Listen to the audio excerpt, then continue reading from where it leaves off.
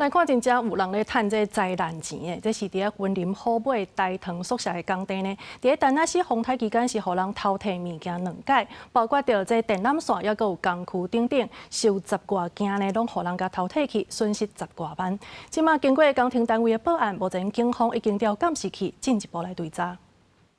有一个人身躯顶拍着电缆线，对工地上架行出来，抑个四界上惊互人发现，背后有一个人对工地内面行出来，也拢有搬电缆线。云林虎尾大塘宿舍修理工地，风台过了11个准备要施工时阵，发现电线工具被偷摕，损失超过10几万。偷摕去的，本来规排拢是钱啊。哦，啊，就拢家私啊，20万的家私拢伫遮，啊，怎搬的我？哎，所以因拢知影才有坑贵的。是，较早捌去买做，才会知影啦。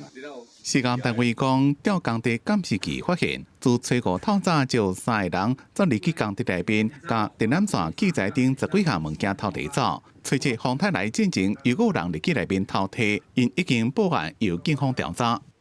经调阅现场周边监视器画面，追查可疑嫌犯，目前正积极侦办中。警方呼吁施工单位应加强防窃措施，贵重设备应妥善上锁或移至安全处所，避免宵小有机可乘。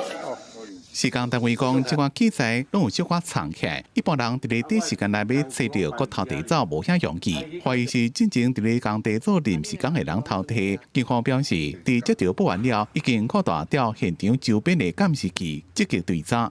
公司新闻综合报道。